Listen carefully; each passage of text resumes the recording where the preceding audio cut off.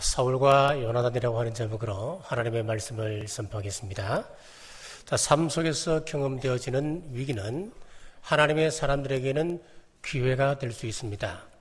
하나님께서 우리가 당하는 아픔과 고난을 통하여서 우리를 성결케 하고 성숙으로 이끌어 가십니다. 우리가 기억할 것은 하나님과의 관계 속에서 교통이 끊어진 사람은 기회마저도 위기가 될 수 있다고 하는 사실을 명심하셔야 됩니다. 그러나 내가 깨어 기도하고 하나님의 움직임에 대해서 늘 민감할 때에는 어떤 위기도 우리를 유익하게 하는 축복의 기회가 됩니다. 사울은 최초의 이스라엘의 왕으로 세움받았던 사람이었습니다. 이스라엘 가운데 하나님의 통치, 곧 신정 정치를 펼쳐나갈 수 있도록 하나님으로부터 기회를 부여받았던 사람이었습니다.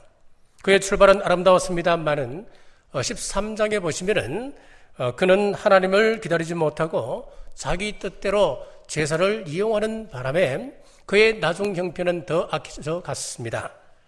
본문 14장은 이렇게 하나님과의 관계가 끊어진 사람이 어떻게 전락되어져 가고 있는지 그 모습을 적나라하게 보여주고 있습니다. 하나님께서 이스라엘을 위하여서 블레셋 전쟁에서 큰 승리를 예비하셨습니다. 그러나 사울이 이 큰 승리를 받을 준비를 갖추지 못하기 때문에 하나님께서는 그의 아들 요나단에게 이 놀라운 영광을 넘겨주셨습니다. 그러면은 사울과 요나단의 차이점은 무엇일까요? 첫째, 사울은 율법의 사람이었고 요나단은 은혜의 사람이었습니다. 사무엘상 14장 45절 말씀입니다. 백성이 사울에게 말하되 이스라엘의 이 큰 구원을 이룬 요나단이 죽겠나이까? 결단코 그렇지 아니하니이다. 여호와의 살아계심을 두고 맹세하옵나니 그의 머리털 하나도 땅에 떨어지지 아니할 것은 그가 오늘 하나님과 동력하였음이니이다 하여 백성이 요나단을 구원하여 죽지 않게 하니라. 사울은 하나님으로부터 받았던 그 권세를 이용하여 사람을 죽이는 데 사용합니다. 사울은 하나님 사용하셨던 종마저 죽게 합니다. 율법주의자들은 하나님을 고착화시킵니다. 화석화시킵니다. 그래서 자기 나름대로의 어떤 틀을 만들어 놓고 하나님께서 그 틀 안에서 역사하셔야 된다고 생각을 합니다.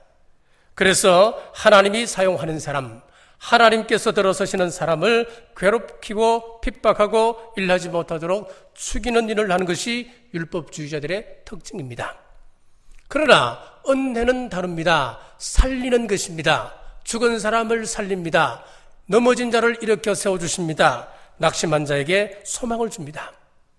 우리가 확실하게 선포할 수 있는 한 가지가 무엇이냐면은 우리 주님께서는 이런 모든 전쟁의 상황을 미리 다 아시고 갈보리 십자가 위에서 이미 승리를 선취하셨습니다. 하나님은 우리를 위하여 이미 승리를 예비하셨습니다. 어떤 사람은 사울처럼 주어진 기회마저도 자신의 야망 때문에 그것을 잃어버리기도 합니다. 또 어떤 사람은 예비하신 은혜를 잘 수용하여서 자신이 풍성히 살 뿐만 아니라 여러 사람들을 유익하게 하고 섬김의 계기로 사용을 합니다. 사랑하는 여러분, 정죄하는 율법이 아니라 사람을 살리는 은혜로 사시는 여러분 되시길 주의 이름으로 축복합니다. 두 번째는 사울은 보이는 현실에 충실한 사람이었고 요나단은 우리 주님의 움직임에 민감한 사람이었습니다. 본문 1절에서 2절 보십시오. 하루는 사울의 아들 요나단이 자기 병거를 든 소년에게 이르되 우리가 건너편 블레셋 사람의 부대에게로 건너가자 하고 그 아버지에게는 알리지 아니하였더라. 사울이 기브와 변두리 미고론에 있는 석류나무 아래 머물렀고 함께한 백성은 600명 가량이며 사울이 있는 곳이 어디라 그랬습니까? 석류나무 아래에서 600명의 백성들과 함께 거기서 가고 있습니다. 그러나 요나단은 어디에 있습니까? 자기의 무기를 든 소년과 함께 블레셋 사람 진 가운데 들어가서 하나님께서 어떻게 역사하실지 지켜보자 그랬습니다. 이렇게 요나단은 하나님의 은혜에 민감한 사람이었습니다. 반면에 사울은 현실에 민감한 사람이었습니다. 믿음은 위기를 만날 때 그 진위가 드러나는 법입니다. 자기의 경험과 이성을 의존하는 사람은 언제나 방법과 수단을 생각합니다. 그러나 믿음의 사람들은 늘 하나님이 어떻게 역사하시는가에 대해서 늘 관심을 기울입니다. 요나단은 이 전쟁이 어떻게 진행될 것인가에 대한 믿음이 있었습니다. 하나님께서 언제 어떻게 은혜를 베푸실지 하나님의 역사 현장 가운데 가버리라 그는 생각했습니다. 이것은 장난이 아닌 죽고 죽이는 전쟁의 실제 상황입니다. 그 위급한 상황 속에서 그는 하나님의 역사를 보기 위하여서 블레셋 진 가운데 들어갑니다. 많은 병사들이 도망을 쳤습니다. 굴에 숨고 갓집밭 땅으로 도망치고 겨우 남은 병정은 600여 명이었습니다. 사울이 600여 명의 병사를 보았을 때 한심스러웠을 것입니다. 전쟁을 치르고 싶은 마음이 사라졌을 것입니다. 그러나 요나단은 지친 600명의 병사를 보지 않았습니다. 하나님께서 이 가운데 역사하셔서 승리를 우리에게 허락해 주실 것이다. 반드시 무언가 기회를 주실 것이다. 하나님의 움직임에 모든 생각을 곤두세우고 어떻게 역사하실지 그는 기다리고 있습니다. 요나단의 신앙 고백을 한번 들어보십시오. 6절 말씀입니다. 여호와께서 우리를 위하여 일하실까 하노라. 여호와의 구원은 사람의 많고 적음에 달리지 아니하였느니라. 전쟁을 할 때에 수가 많다고 하는 것은 절대적으로 유리합니다. 지금 블레셋 사람은 메뚜기처럼 그 군사가 많습니다. 그리고 좋은 무기를 소유하고 있다는 것은 승리에 있어서 절대적인 영향력을 미칩니다. 핵을 가지고 있으면 주위에 있는 나라들이 함부로 대하지 않습니다. 지금 무기의 종류가 승패를 좌우할 만큼 중요한데 지금 블레셋은 전차와 말을 가지고 있었고 이스라엘은 그런 무기가 없습니다. 그리고 지금 블레셋은 철기 문화로 철기 병기로 다 무장을 하고 있습니다만은 이스라엘은 이미 블레셋 사람들에게 철이라고 하는 철은 이미 다 빼앗겨버리기 때문에 철기로 만든 무기가 전혀 없습니다. 아무리 생각해봐도 이 전쟁의 결과는 뻔한 것 아니겠습니까? 이미 기운 전쟁임에도 불구하고 여호와께서 역사하시도록 나를 헌신하는 자리로 내몰게 되는 것입니다. 사업을 하는 분들은 이런 생각을 가지셔야 됩니다. 우리 하나님의 축복의 역사는 자본의 많고 적음에 구애받지 않습니다. 공부하는 학생들은 하나님 앞에 맡기셔야 됩니다. 은혜에 맡기셔야 됩니다. 내 지혜를 따라가게 되면 결국 우리는 실패합니다. 다만 우리는 최선을 다하고 최선을 다한 다음에 오늘 요나단의 고백처럼 하나님의 성패는 전쟁의 성패는 사람에 있지 아니하고 하나님 손에 있다 라고 고백을 하게 되면 그때 우리 하나님께서 역사하기 시작하십니다. 성성장구하던 다윗이 교만할 때 어떻게 했습니까? 이스라엘 백성들 가운데 군사를 세기 시작했습니다. 그때 우리 하나님께서 몹시 섭섭해 하셨습니다. 너희들이 언제 너희들 힘으로 전쟁을 치렀더냐? 내가 전쟁을 치르지 않았느냐? 그런데 병정수가 많은 것으로 스스로 자부심을 느끼느냐? 우리 하나님은 못내 섭섭해 하십니다. 자, 우리는 가끔 우리의 것을 가지고 우리의 힘으로 살아간다고 생각들을 해왔습니다. 그런데 지금까지 살아온 것들 돌아보십시오. 언제 우리 힘으로 살아왔습니까? 하나님의 은혜로 살아오지 않았습니까? 우리의 건강을 하나님께서 허락해 주셨기 때문에 지금 건강을 유지하고 오늘 이 자리에 앉아 계십니다. 하나님께서 우리의 재물을 지켜주시기 때문에 이만큼 우리가 누리면서 지금 살고 있는 것 아니겠습니까? 우리의 자녀도 우리의 직장 문제도 이 모든 것들이 하나님 손에 달려있다고 하는 것을 고백하는 여러분 되시길 주님의 이름으로 축복합니다. 사울과 요나단의 관점은 너무나 달랐습니다. 요나단은 적을 향하여 무엇이라고 말합니까? 6절 말씀을 보십시오. 요나단이 자기의 무기를 든 소년에게 이르되 우리가 이 할례 받지 않은 자들에게로 건너가자. 할례 받지 않은 자들이라고 블레셋을 이야기했습니다. 그러나 사울은 이 블레셋을 향하여 무엇이라 이야기하는지 보십시오. 24절입니다. 내가 내 원수에게 보복하는 때까지 아무 음식물이든지 먹는 사람은 저주를 받을지어다. 여기 보니까 블레셋을 향하여 내 원수라 그랬습니다. 요나단은 할례 받지 않은 자들이라 그랬고 사울은 내 원수라 그랬습니다. 여러분, 이 말은 무슨 이야기겠습니까? 사울의 전쟁은 자기 명성을 위한 것이요, 자기의 야망을 위한 것이요, 자신의 불편함과 자기 위기를 극복하기 위한 전쟁이었다고 하는 것을 알 수가 있습니다. 사울은 남은 병사들을 바라보면서 한심한 생각이 들었을 것입니다. 자기를 배신하고 도망쳐버렸던 그 많은 군사들, 그들을 향하여 분노와 원망도 가지고 있었을 겁니다. 그러나 요나단은 달랐습니다. 다 도망쳐버리고 소수만 남았다 할지라도 이 전쟁은 하나님께 속한 전쟁이기 때문에 우리 하나님께서 알아서 처리할 것이라 생각했습니다.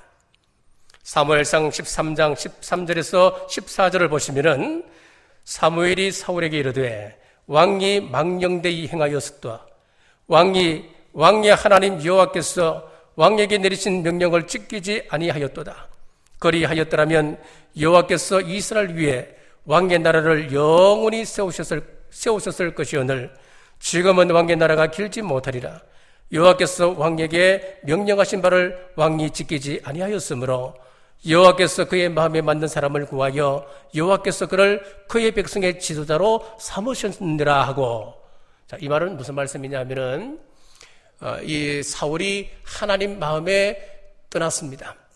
그래서 하나님 기뻐하는 사람이 되지 못할 때에 하나님께서 그의 왕권을 빼앗는다 그 말입니다. 그의 왕권을 빼앗아서 하나님 마음에 합한 사람에게 왕권을 주시겠다는 겁니다. 이제 사울 왕가의 이 왕권은 끝났습니다. 자, 그러면은 사울 왕의 이 왕권이 떠났다 했을 때에 가장 민감하게 반응한 사람이 누구겠습니까? 그의 왕자 요나단 아니겠습니까? 다른 사람에게 나라가 넘어갔다고 한다면은 내가 지금 목숨을 걸고 이 나라를 지킬 필요가 없는 겁니다. 왕권이 다른 사람에게 넘어갔다고 한다면은 이 나라가 망하든 흥하든 개의치 않아도 되질 않겠습니까? 나라 걱정보다는 도리어 분노와 시샘으로 어디 내 없어도 되는지 지켜보는 거예요. 내가 없어도 되는가 보자, 이런 고약한 마음이 일어날 법도 하지 않겠습니까? 그러나 요나단에게는 누가 왕이 되느냐 하는 문제는 중요한 문제가 되지 않았습니다. 지금 이 위기 가운데서 하나님께서 어떤 방법으로 이스라엘을 구원하실지 모른다. 내가 그 일에 쓰임받도록 준비하자라고 생각했습니다. 자, 6절과 7절을 보십시오. 자, 이 6절과 7절을 잘 보시면서 6절의 고백은 먼저 보스의 리더들이 고백할 수 있어야 됩니다. 그리고 이 7절 말씀은 그들과 함께 동력하는 동력자들이 이 말씀을 받으셔야 됩니다. 먼저 6절 말씀 제가 읽습니다. 요나단이 자기의 무기를 든 소년에게 이르되 우리가 이 할례 받지 않은 자들에게로 건너가자. 여호와께서 우리를 위하여 일하실까 하노라. 여호와의 구원은 사람의 많고 적음에 달리지 아니하였느니라. 7절입니다. 무기를 든 자가 그에게 이르되 당신의 마음에 있는 대로 다 행하여 앞서가소서. 내가 당신과 마음을 같이하여 따르리이다. 지금 이 요나단은 하나님의 움직임에 모든 생각을 집중하고 있었습니다. 기도할 때나 말씀을 묵상할 때나 전쟁 시에나 하나님이 어떻게 역사하시는가에 대해서 늘 관심을 기울이고 있었습니다. 그리고 그의 무기를 든 소년을 보십시오. 뭐라고 이야기합니까? 그는 하나님의 뜻을 헤아리지는 못합니다. 하지만 그럼에도 불구하고 그가 뭐라고 고백합니까? 주인님의 뜻대로 하십시오. 그러면은 나는 주인님의 마음과 뜻을 같이하여 주인님을 따르겠습니다 라고 했습니다. 가정에 분란이 일어나는 이유가 무엇입니까? 하나님의 뜻을 헤아리지 못했기 때문이었습니다. 자기 고집을 내세우기 때문이었습니다. 남편은 겸손하게 무릎을 꿇고 하나님을 향하여 하나님의 뜻을 구하고, 아내는 당신의 뜻이 그러하다면 나는 같이 마음을 합하겠습니다. 당신을 따르겠다. 서로 마음이 합해지면 분란이 일어날 이유가 없는 것 아니겠습니까? 교회들마다 분란이 일어나는 이유가 무엇입니까? 하나님의 뜻과 움직임에 관심을 기울이는 사람이 적기 때문에 그렇습니다. 우리 하나님의 말씀의 뜻에 협력하는 사람이 적기 때문에 그렇습니다. 저마다 자기 느낌과 판단에 민감해졌습니다. 그래서 내 뜻을 관철시키려고 합니다. 하나님과 교통이 끊어진 병사들이 다 도망가 버렸고, 남은 병사들도 이제 전쟁을 치를 만한 능력이 없습니다. 오합지졸들입니다. 그러나 하나님과 교통하는 사람은 보이는 현장 그리고 그 위기 너머에 있는 하나님의 역사를 봅니다. 그렇기 때문에 우리 하나님의 사람들에게는 이 위기가 기회가 되는 겁니다. 사랑하는 남바가족 여러분, 만약 내가 이런 눈을 갖지 못했다면 그런 안목을 가지고 앞서 행하는 사람을 보조하십시오. 그를 기도로 지원하시는 여러분 되시길 주 이름으로 축복합니다. 이스라엘의 구원은 결국 이 두 사람으로 말미암아 왔습니다. 600명의 군사가 이 위기 앞에는 아무런 소용이 없었습니다. 사울 왕이 가지고 있었던 그 왕권도 이 위기 앞에서 아무런 소용이 없었습니다. 믿음의 안목이 없으면 위기 시에는 별 소용이 없다는 이야기입니다. 하나님 앞에서 기도하면서 주님의 뜻을 묻는 사람들, 그들이 소수일지라도 그들에 의해서 이 나라가 움직이고 이 사회가 움직이고 이 공동체의 운명이 좌우되는 것입니다. 사랑하는 여러분, 헌신이라고 하는 것이 무엇입니까? 헌신이라고 하는 것은 내가 하나님 앞에 나를 버리는 겁니다.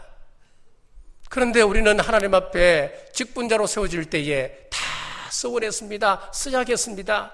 하나님의 뜻 앞에 내가 무릎 꿇겠습니다. 다 이야기했습니다.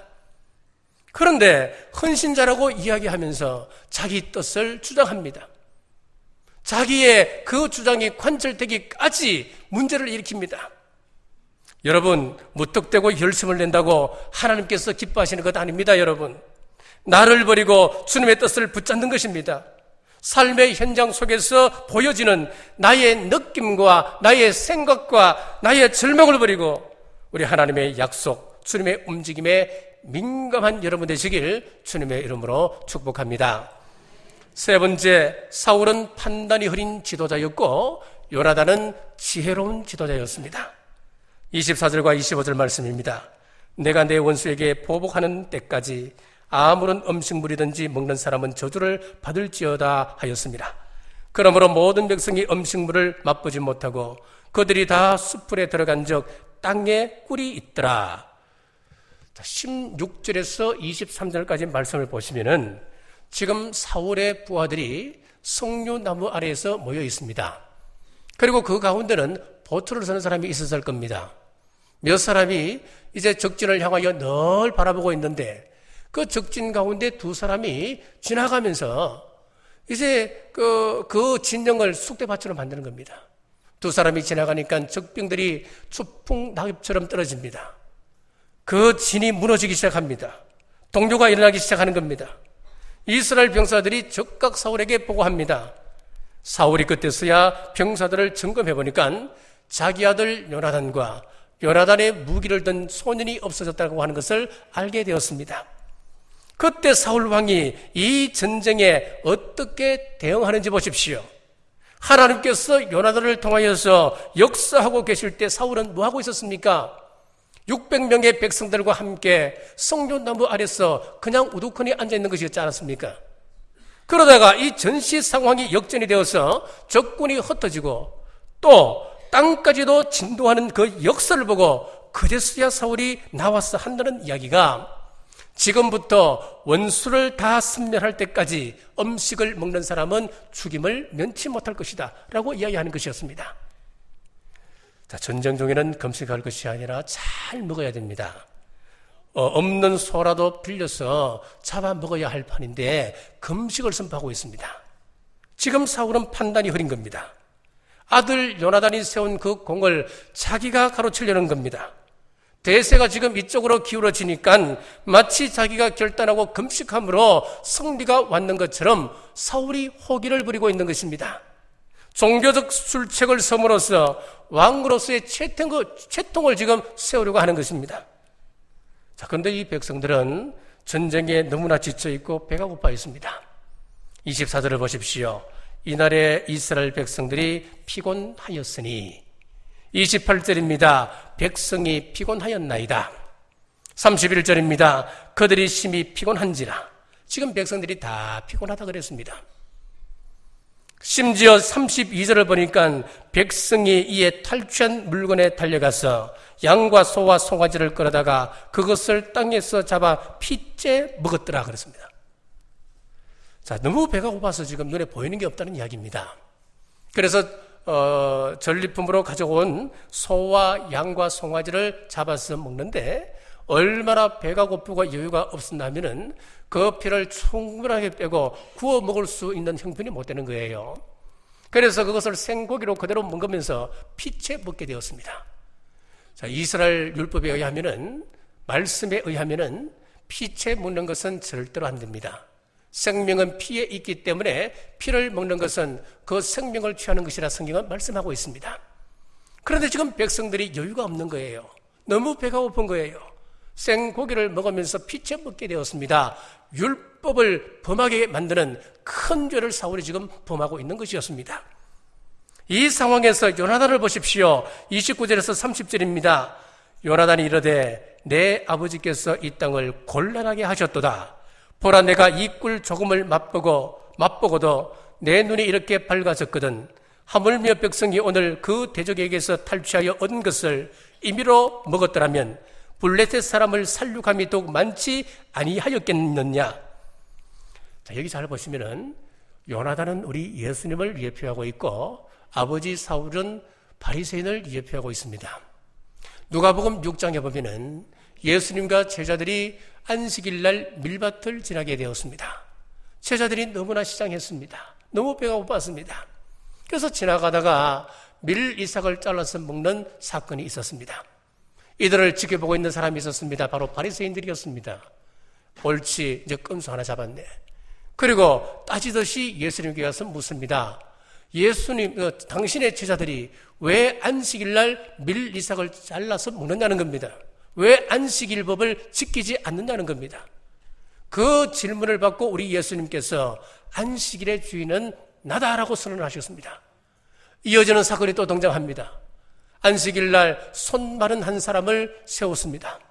그리고 방금 자기에게 질문했던 그 바리새인들 앞에서 이 손 마른 사람을 세워두고 안식일 날 사람을 살리는 것이 옳으냐, 아니면 사람을 죽이는 것이 옳으냐라고 질문을 하셨습니다. 여러분, 무슨 의미겠습니까? 사람이 죽어가는데 율법이 뭐 중요하다는 겁니까? 지금 사람이 죽어가는데 사람 생명만큼 중요한 것이 어디 있느냐는 겁니다. 요나단은 사람을 살리는 우리 예수님을 예표하고 있습니다. 사랑하는 남녀가족 여러분, 금식은 때가 있습니다. 우리가 금식을 선포할 때는 영적 전쟁 상태에 놓일 때 금식을 선포해야 됩니다. 잘못하면은 하나님께서 받지 않는 금식이 될 뿐더러 우리의 건강과 우리의 몸만 축나게 되고 근심만 늘어나게 됩니다. 심한 경우에는 내가 금식을 했음에도 불구하고 사탄 마귀를 기쁘게 하는 금식이 될 수도 있습니다. 자, 이런 부흥사 프로필을 보았습니다. 제가 한 5, 6년쯤 되는 것 같아요. 우리 교회로 한 편의 편지가 왔는데 제가 뜯어보니까 자기를 우리 교회 한번 불러달라고 하면 그런 의도인 것 같아요. B5 용지 앞뒤로 빽빽하게 자기의 경력과 자기의 이력을 써서 보내었습니다. 자, 많은 이력 가운데 참 훌륭한 이력과 또 많이 배우게 했습니다. 근데 특히 눈에 띄는 한 이력이 무엇이냐 하면은 40일 금식기도 3회 쉴시, 딱 그것이 기록되어 있는 거예요. 여러분, 사람에게 보이기 위한 금식, 자랑하기 위한 금식이라면 하나님께서 기뻐하는 금식이 아닙니다. 다른 사람이 금식하기 때문에 나도 한번 해볼까? 금식기도 하면 하나님께서 우리를 불쌍히 여겨주셔서 그 기도 들어주신단다. 한번 해볼까? 여러분, 그런 것들은 금식기도이지만 하나님께서 기뻐하는 금식이 되지를 못합니다. 믿음의 사람들이 금식기도를 작정할 때는 사람의 힘으로 불가능할 때에 하나님 믿음을 주옵소서 기도하는 거예요. 그러면 아무리 큰 어려운 문제를 하더라도 믿음만 있으면 우리에게 평강이 있습니다.